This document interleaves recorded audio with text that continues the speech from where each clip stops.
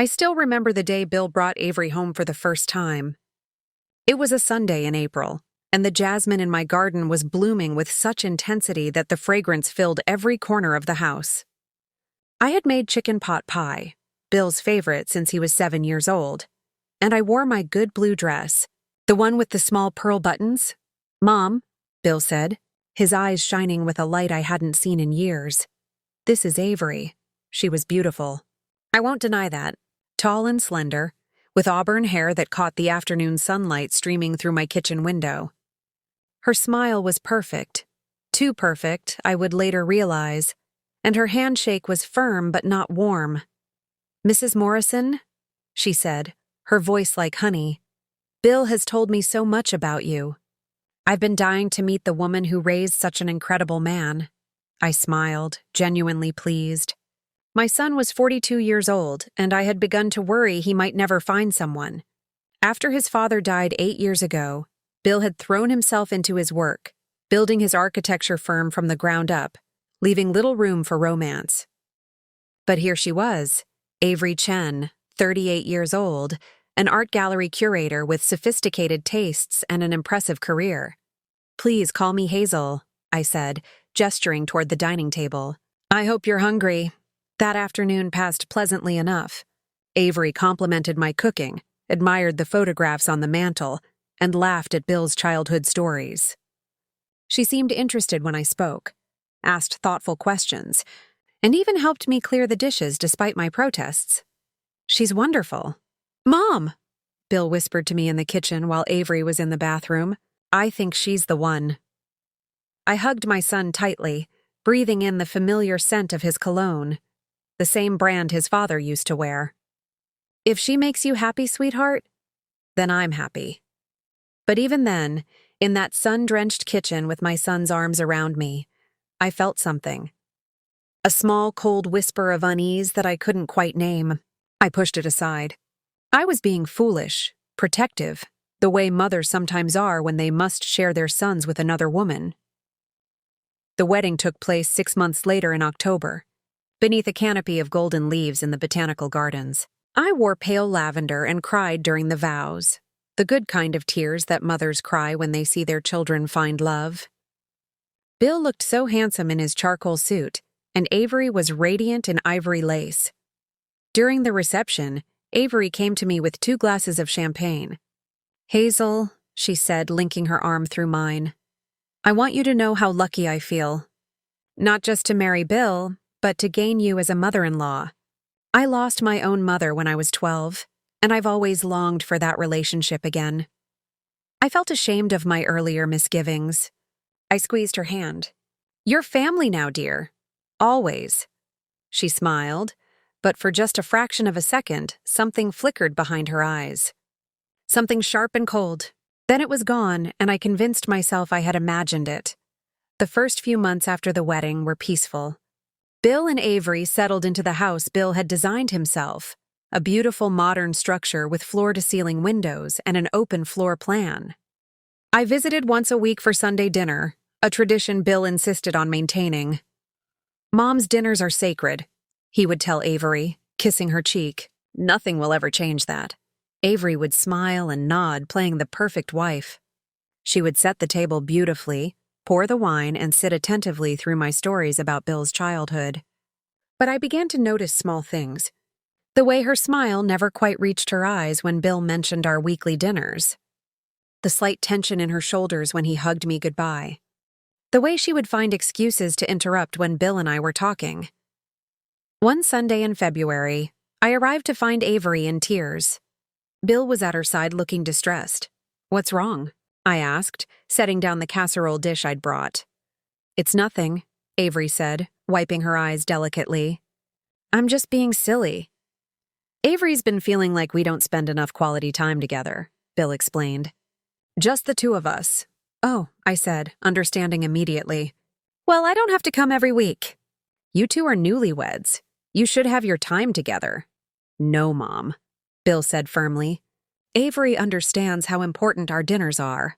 "Don't you, honey?" Avery nodded, but her eyes when they met mine held something I couldn't read. "Of course," she said softly. I would never come between you and your mother, Bill. But she was lying. I knew it in my bones, the way mothers know things. And over the following weeks, I began to see the truth behind Avery's mask, but only when Bill wasn't looking. It started with small cruelties, so subtle that I questioned my own perception. A Sunday in March, I was helping Avery in the kitchen while Bill took a work call in his study. I was washing lettuce for the salad when Avery spoke, her voice low and pleasant as always. You know, Hazel, Bill mentioned he's been stressed about the Henderson project. I told him he should take a break, maybe go on a trip. Just the two of us. Get away from all his obligations. The way she said obligations made my hands still in the cold water.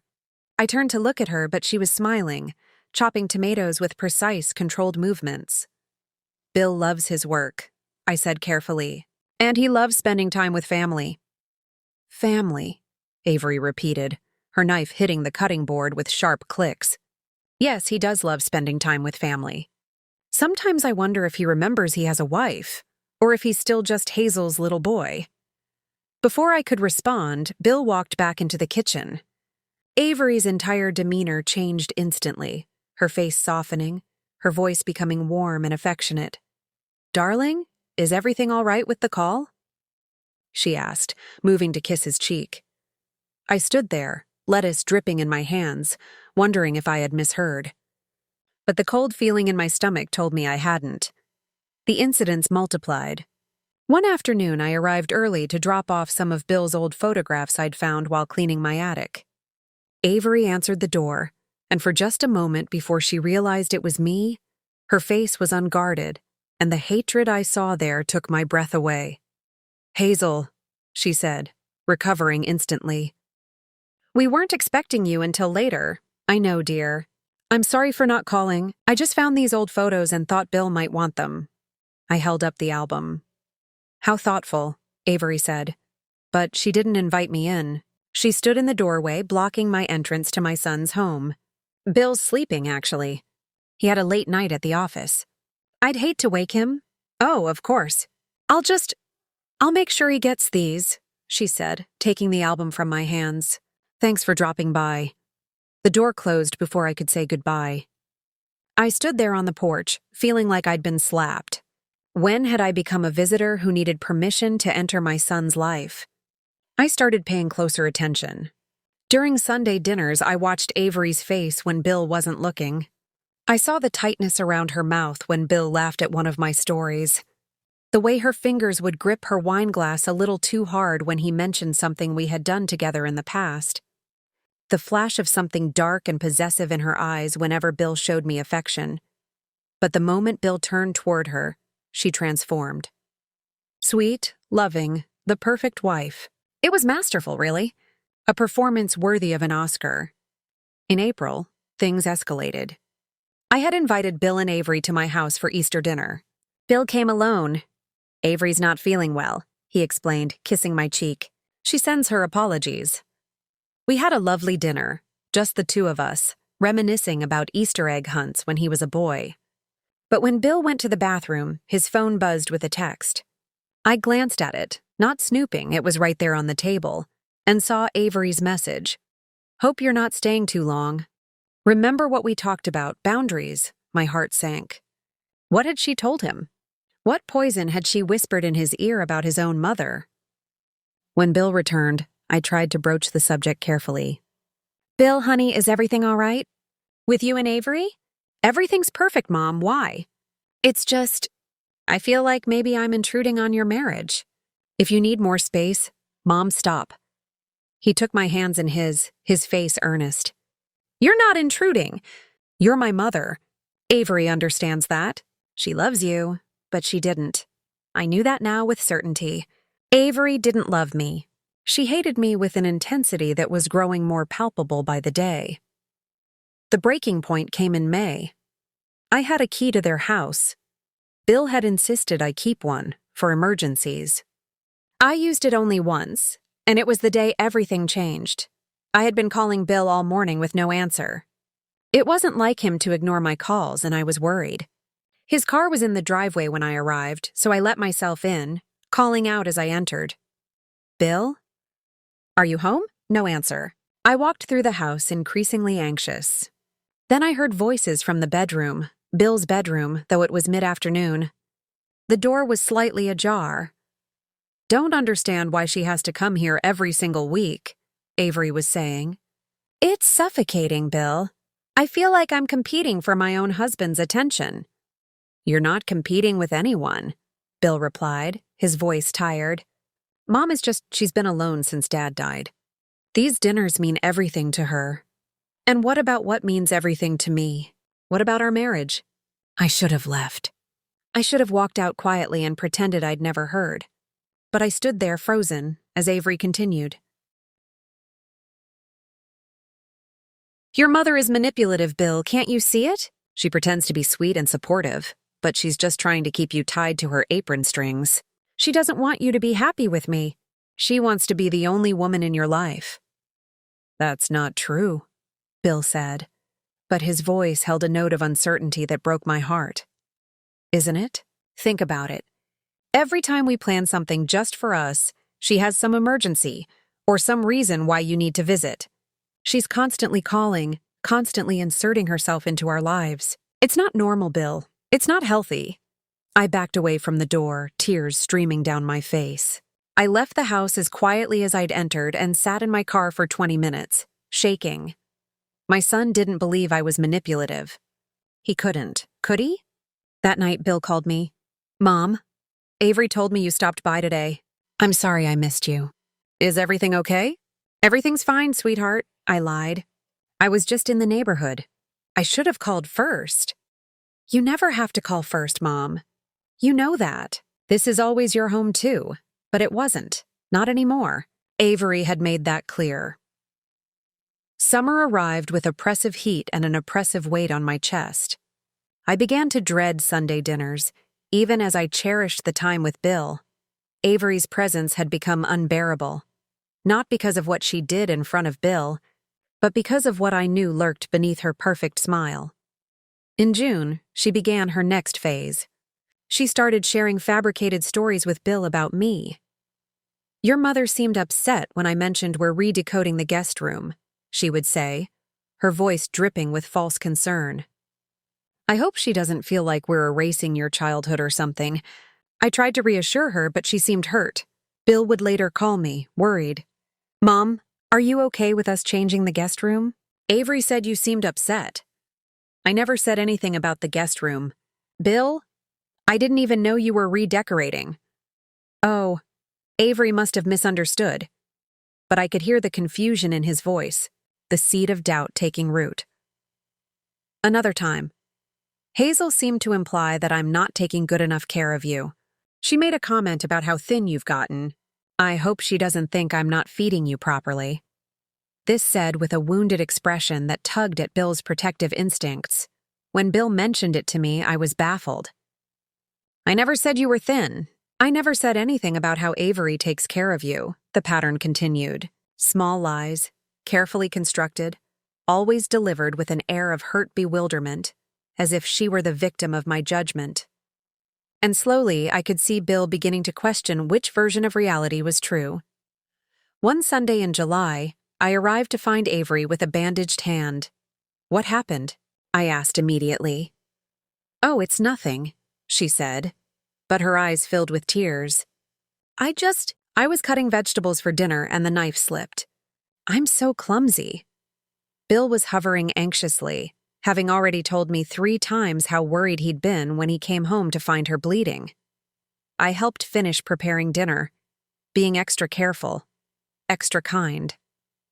But later, when Bill went to answer the door for a delivery, Avery leaned close to me. You should be more careful with those knives, she whispered, her voice ice cold. A woman your age with shaky hands? Accidents happen. I stepped back, my blood running cold. She smiled sweetly as Bill returned, transforming once again into the injured, delicate wife. That night, I couldn't sleep. I kept hearing her words, the threat implicit in them. A woman your age with shaky hands? Was she planning to hurt me and make it look like an accident? Or was she just trying to frighten me? In August, things took an even darker turn. I started feeling ill during our Sunday dinners, headaches, nausea, dizziness. At first, I attributed it to stress or my age. I was 57 after all. But it only happened at their house, only after eating food that Avery had prepared. One Sunday, the symptoms were particularly severe. I excused myself to the bathroom and vomited violently. When I emerged, pale and shaking, Bill was frantic. "Mom, we should take you to the hospital." No, I'm fine. It's probably just something I ate earlier. She's been looking pale lately," Avery said thoughtfully. "Maybe it's time for a checkup, Hazel. At our age, we need to be more careful about our health." At our age, she was 39. I was 57. The barb was subtle, but intentional. I went to my doctor the next day. All my tests came back normal. "You're healthy as a horse, Hazel," Dr. Patterson said. "Might just be stress or a stomach bug." But I knew better. I started being more careful about what I ate at their house. I watched Avery's hands as she served the food. And I noticed that she always made sure to serve my plate herself, always with that sweet smile. One evening in September, I stayed late helping Bill with some paperwork for his firm. Avery had gone to bed early with a headache, or so she claimed. Bill and I were working in his home office when he got up to get us some coffee. While he was gone, I saw Avery's laptop open on the side table. I wouldn't have looked. I'm not the kind of person who snoops. But the screen was facing me, and I saw my name. I moved closer. It was an email thread. My hands began to tremble as I read. "How long does it typically take? I need it to look natural." Heart attack? Stroke? Elderly woman living alone? No one would question? I felt the world tilt. I grabbed the table to steady myself, my vision swimming. This couldn't be real. This couldn't be happening. "Mom, you okay?" I turned to see Bill in the doorway with 2 mugs of coffee, his face concerned. I looked back at the laptop, but the screen had gone dark. "I'm fine, sweetheart. Just got dizzy for a moment. Maybe you should head home." "It's late," I nodded, gathering my things with shaking hands. As Bill walked me to my car, I looked back at the house. Avery was standing in the bedroom window, backlit, watching us. Even from this distance, I could feel the hatred radiating from her. She wasn't just jealous anymore. She was planning to kill me. I didn't sleep that night. I sat in my living room, my father's old .38 revolver on the table in front of me, unloaded but present, a reminder that I had ways to protect myself if it came to that. But what was I protecting myself from? My son's wife? The woman he loved? I thought about going to the police, but with what evidence? A glimpse at an email I'd seen while snooping on her laptop? They'd think I was a paranoid old woman, jealous of her son's wife. Maybe Bill would think that too. I thought about telling Bill everything, laying it all out, the subtle cruelties, the lies, the threats, the email. But would he believe me? Avery had been so careful, so calculated. She had already been poisoning his mind against me with her small, fabricated stories. If I accused her of planning to murder me, he might think I'd lost my mind. I had to be smart. I had to have proof. Real, undeniable proof. The next morning, exhausted and terrified, I called my old friend Margaret. She'd been a private investigator before retiring, and if anyone could help me, it was her. "Hazel," she said after I'd explained everything, "this is serious. If what you're saying is true, it is true, Maggie. I know how it sounds, but I swear, I believe you. I've seen cases like this before. It's called coercive control, and it can escalate to violence. But we need evidence.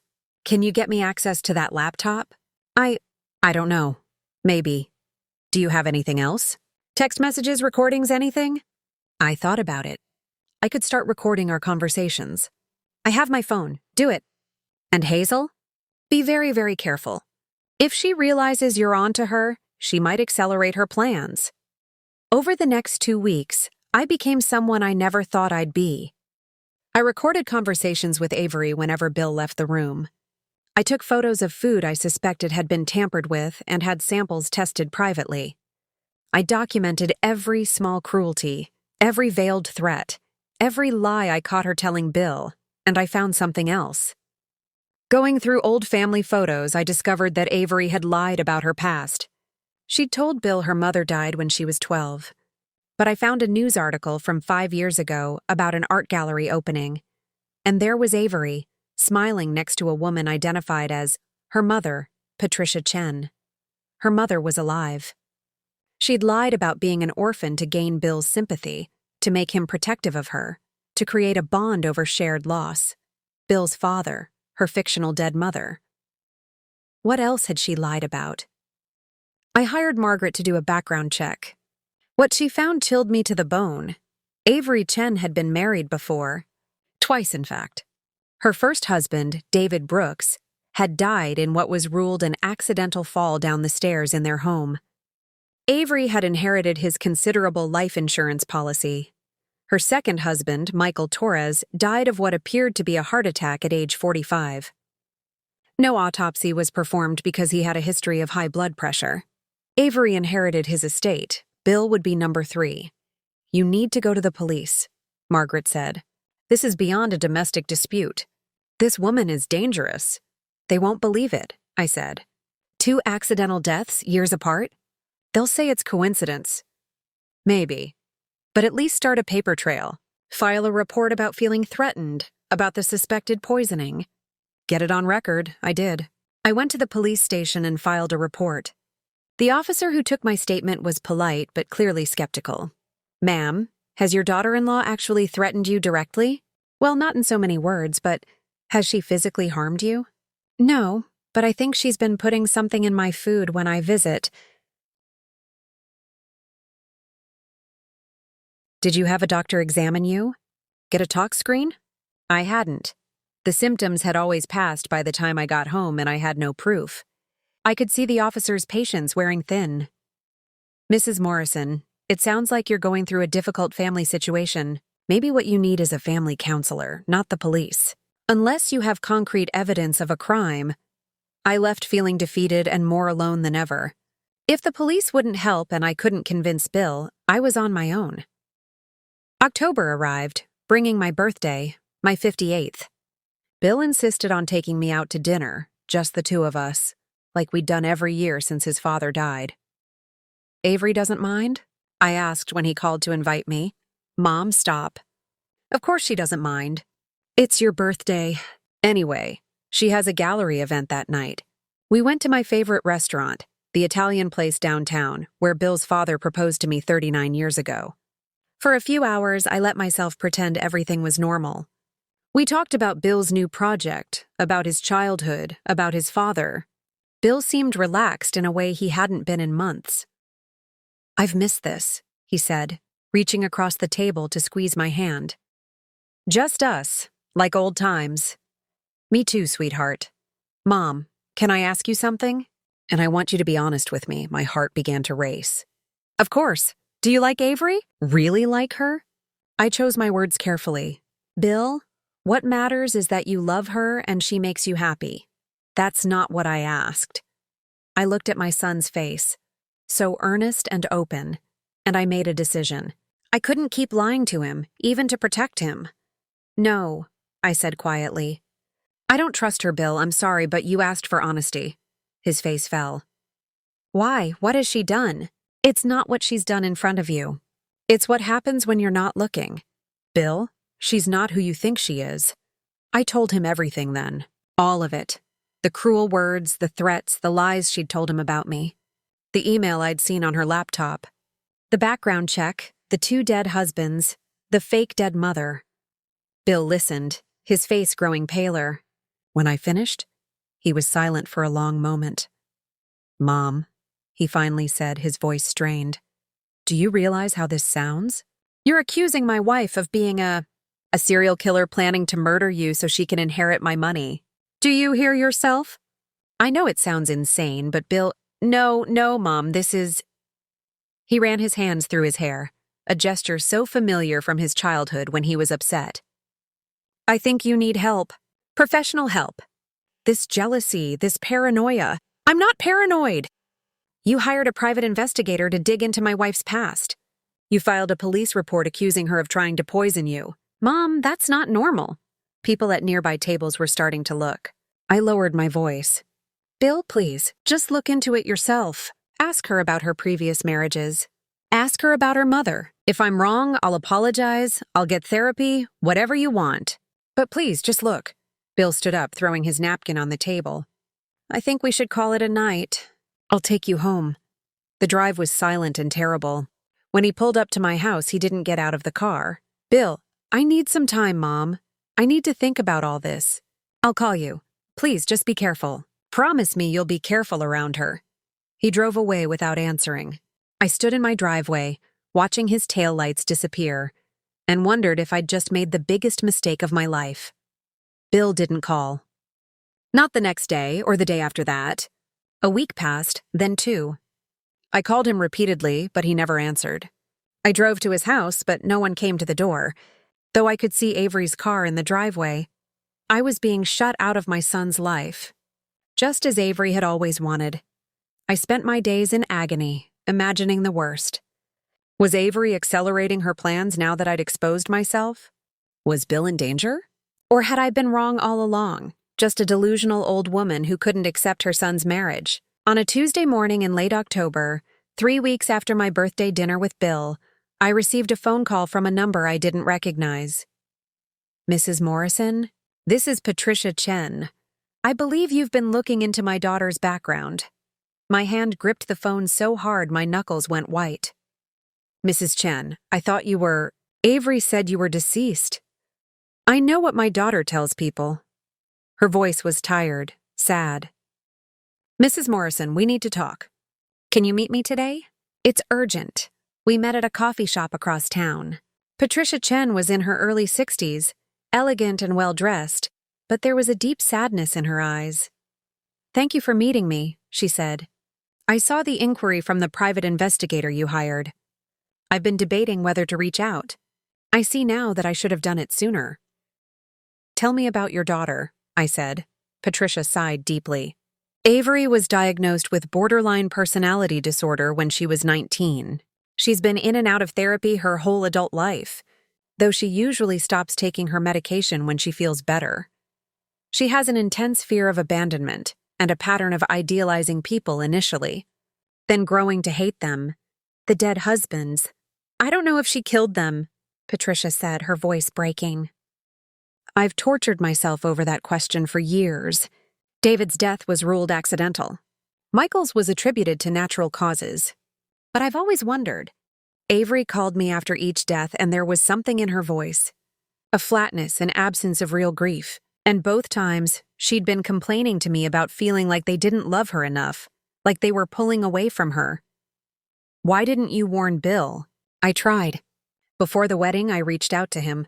Avery found out and told him I was a mentally unstable woman who had abused her as a child, that she'd had to cut me out of her life for her own mental health. Bill believed her. When I persisted, she got a restraining order against me. Patricia's eyes filled with tears. I couldn't get close enough to warn him properly. But when I saw that someone was investigating her, I knew I had to try again. She's planning to kill me, I said. And eventually, probably Bill too, once she has what she wants. I believe you. Avery fixates on one person at a time, currently your son. But anyone she perceives as competition for that person's affection becomes the enemy. You're the enemy now, Mrs. Morrison, and Avery doesn't stop until her enemies are eliminated. We talked for 2 more hours. Patricia gave me copies of medical records, therapy notes, police reports from incidents in Avery's past that had been dismissed or explained away. It was a portrait of a deeply disturbed woman who had learned to hide her pathology behind a mask of charm and normalcy. There's one more thing, Patricia said as we prepared to leave. Avery keeps detailed journals. She's done it since she was a teenager. If you could get access to those, you'd have all the evidence you need. She writes everything down, her plans, her thoughts, everything. That night, I called Bill one more time. He answered on the 5th ring. Mom, I told you I needed time. Bill, please.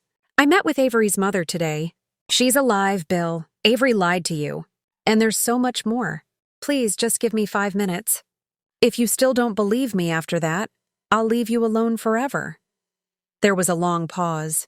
Then 5 minutes. That's all. I told him everything Patricia had shared. I could hear his breathing change on the other end of the line as I spoke. Her mother has a restraining order against her, he finally said. Avery showed me the paperwork. Her mother was abusive, unstable. That's why she has the restraining order.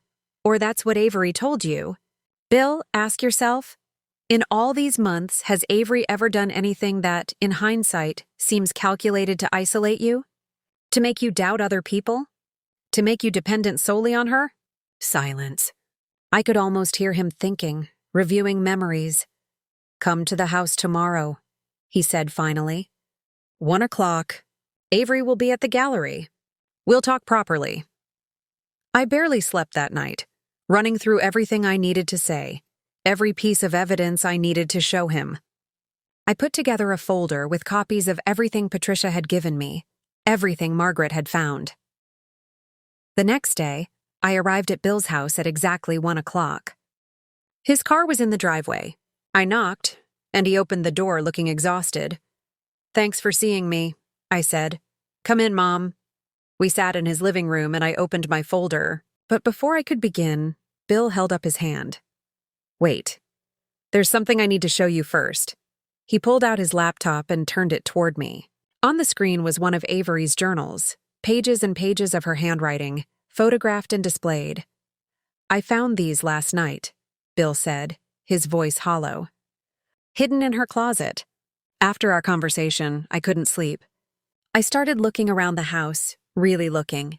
And I found these. I leaned forward to read.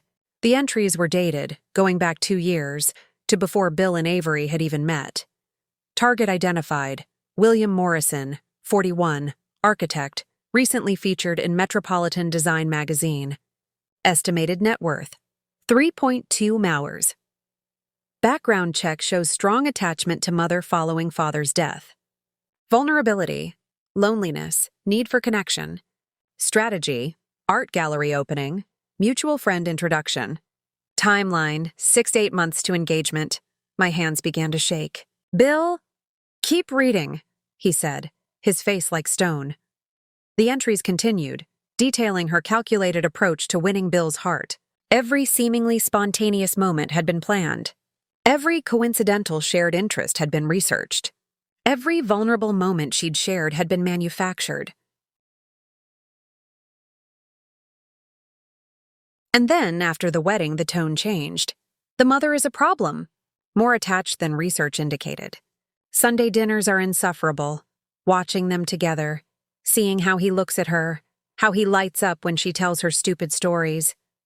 He loves her more than me. I can see it. She has to go. The entry went on to detail her plans. Subtle poisoning to make me seem ill and confused. Lies to make Bill doubt my mental stability. And finally, once my credibility was destroyed, a more permanent solution, make it look like an accident. Elderly woman living alone falls downstairs. Or medication mix-up. Or house fire, faulty wiring. Once she's gone, B will grieve, but he'll turn to me for comfort. And with her influence removed, I'll have him completely. Later entries detailed her backup plan if I proved more resilient. If necessary, eliminate both. Life insurance on B is $5. Make it look like murder-suicide, distraught mother, increasingly unstable, kills son then self. Police already have report of my concerns about her mental state. Narrative is established. I felt like I was going to be sick. Bill's face was gray.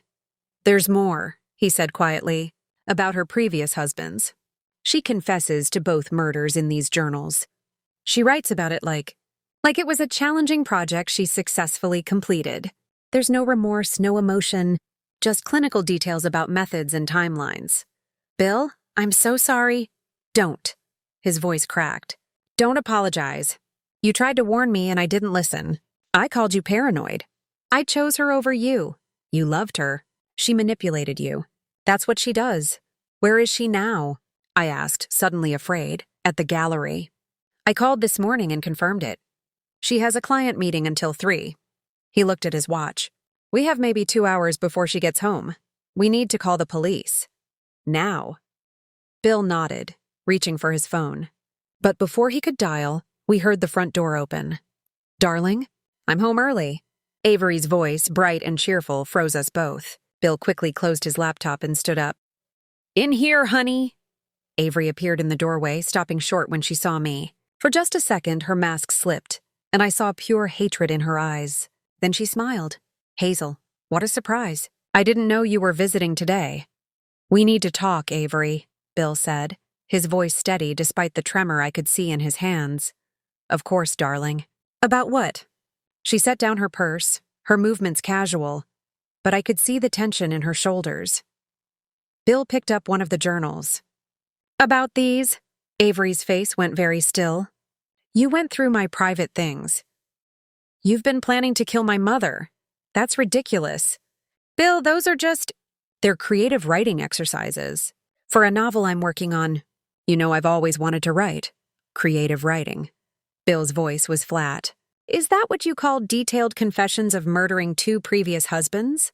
Avery's expression shifted rapidly. Shock, fear, then calculation. I could see her mind working, trying to find an angle, a story that would work. "Bill, you don't understand. Those men, they hurt me. I was defending myself. Defend yourself by making their deaths look like accidents? By collecting their life insurance? I needed to survive. After what they did to me. What about my mother? What did she do to deserve you poisoning her food? Planning her death?" Avery's eyes darted between us, and I saw the moment she realized the game was over. Her face changed completely, the sweet mask falling away to reveal something cold and empty underneath. "Your mother," she said, her voice different now, harder, sharper, "is a pathetic old woman who couldn't let go of her son. She was always going to be a problem. And you—" she turned to Bill. "You were supposed to love me. Only me. But you never did, not really. I could see it every time you looked at her. She had to go." "You're sick," Bill said. "You need help." Avery laughed, a sound with no warmth in it. "I don't need help.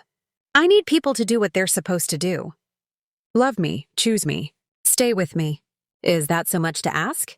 "You killed 2 people," I said quietly.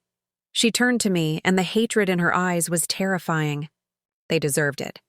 They both started pulling away, making excuses, spending less time with me. They broke their promises. Just like he was going to do. She gestured at Bill. "Avery, I'm calling the police now," Bill said, pulling out his phone. In one fluid movement, Avery reached into her purse and pulled out a small handgun. Bill and I both froze. "Put the phone down, Bill." "Avery, please! Put it down!" Her voice was shrill now, the calm facade completely shattered. "You've ruined everything. Both of you!" "We could have been happy, but she pointed the gun at me. "She couldn't just go away quietly. And you couldn't just love me the way you were supposed to." "I did love you," Bill said, his hands up, trying to calm her. "I married you. You loved your mother more. I could see it every Sunday, watching you 2 together. The way you'd smile at her stories, laugh at her jokes. You never looked at me like that. Never." "Avery, we can work this out. We can get you help. I don't need help. I need her gone." The gun swung toward me and time seemed to slow down. I saw Avery's finger tighten on the trigger. I saw Bill lunge forward, shouting, "No!" The gunshot was impossibly loud in the enclosed space. I felt something hit me, driving me backward. For a moment, I couldn't understand what had happened. Then I saw Bill on the ground between Avery and me, blood spreading across his white shirt. "No, no, no." Avery dropped to her knees beside him, the gun clattering to the floor. "Bill! I didn't mean— you weren't supposed to—" I scrambled forward, pressing my hands to Bill's chest, trying to stop the bleeding. "Call 911! I screamed at Avery. "Call them now!" But Avery just sat there, staring at Bill's blood on her hands, her face blank with shock. I grabbed Bill's phone and dialed myself, one hand still pressed to his wound. "Stay with me, sweetheart," I whispered to Bill. "Stay with me. Help is coming?" His eyes found mine. "Mom, sorry. Should've believed you." "Shh, save your strength. You're going to be fine. You have to be fine." The next hours were a blur of sirens, paramedics, police. Avery was arrested at the scene, catatonic, still staring at her bloody hands. I rode in the ambulance with Bill, holding his hand, praying to a God I hadn't talked to much since my husband died. The surgery took 6 hours. The bullet had missed his heart by inches but had damaged his lung and nicked an artery. The surgeon told me it was touch and go, that if the bullet had been a centimeter in either direction, he wouldn't have made it. I sat in that waiting room, covered in my son's blood, and thought about how close I'd come to losing him. How close Avery had come to destroying everything. Patricia Chen came to the hospital that night, having heard about what happened from the police. She sat with me, 2 mothers bound by the damage Avery had inflicted. "I'm sorry," she whispered. "I should have done more to stop her years ago." "You tried," I said. "She's sick. That's not your fault. Is it wrong that I hope they lock her away forever? That I never have to see her again?" "No," I said. "It's not wrong at all." 3 days later, Bill woke up. His first word was Mom. I grabbed his hand, tears streaming down my face. "I'm here, baby. I'm right here. Avery? In custody. She's going to prison, Bill. For a very long time." He closed his eyes, a tear sliding down his cheek. "I'm sorry. I should have listened to you. You're alive. That's all that matters." Bill recovered slowly over the following weeks. Avery's journals were entered as evidence, and along with Patricia's testimony and the evidence Margaret and I had gathered, the case against her was overwhelming. She was charged with 2 counts of first-degree murder for her previous husbands, 2 counts of attempted murder for Bill and me, and a host of other charges. Her lawyer tried to argue mental illness, but the cold, calculated nature of her crimes, documented in her own handwriting, made that defense difficult. The journals showed a woman who knew exactly what she was doing, who planned meticulously, who understood right from wrong but simply didn't care. In the end, she was convicted on all counts and sentenced to life in prison without possibility of parole. Bill and I never talked about forgiveness where Avery was concerned. Some things are beyond forgiveness. But we talked about healing, about moving forward, about rebuilding the relationship that Avery had tried so hard to destroy. On a Sunday in December, 3 months after the shooting, Bill came to my house for dinner. It was the first time he'd been well enough to make the trip. We sat at my kitchen table, the same table where I'd served him countless meals throughout his childhood, and we ate chicken pot pie and talked about small things, the weather, Bill's physical therapy, plans for Christmas. "I've sold the house," Bill said as we were cleaning up. "I can't live there anymore. Too many memories." "I understand." "I'm looking at a condo downtown. Smaller, simpler." He paused. "There's a unit in the same building with a view of the river. I thought maybe, if you were interested, we could be neighbors." I looked at my son, this man I had raised, who had almost died protecting me, who was trying so hard to put his life back together after it had been shattered. "I'd like that," I said. "I'd like that very much." As we stood there in my kitchen, arms around each other, I thought about everything we'd been through. The lies, the manipulation, the violence, the terrible knowledge that sometimes the people we love can't see the danger standing right in front of them, wearing a beautiful mask.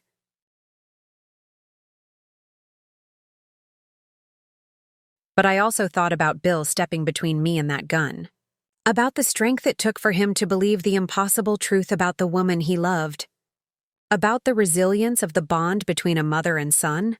A bond that Avery had tried to break but had ultimately failed to destroy. "Mom?" Bill said softly. "Yes, sweetheart?" "Thank you. For never giving up on me. For seeing the truth even when I couldn't." I held him tighter. "Always, baby. Always." Outside, the first snow of winter began to fall, covering everything in white, making the world look clean and new. And standing there in my kitchen holding my son, I allowed myself to believe that maybe, despite everything, we were going to be okay. The scars would remain, visible ones on Bill's chest, invisible ones on both our hearts. But we had survived, together, and that had to count for something, somewhere. In a prison cell, Avery was probably writing in another journal, constructing another narrative where she was the victim, where the world had wronged her, where her actions were justified. But her words didn't matter anymore. She couldn't hurt us now. Bill went home that evening, and I stood at my window, watching his car drive away through the falling snow. For the first time in almost 2 years, I felt at peace. The shadow that had fallen over our lives was gone, banished by the truth, painful as it had been. I thought about calling Margaret to tell her the news about Bill's recovery, about the conviction, about the new beginning we were making. But instead, I just stood there, watching the snow, grateful for every small mercy, every second chance, every Sunday dinner still to come. The nightmare was over, and we had survived it together, a mother and son, bound by blood and love, stronger than the darkness that had tried to tear us apart.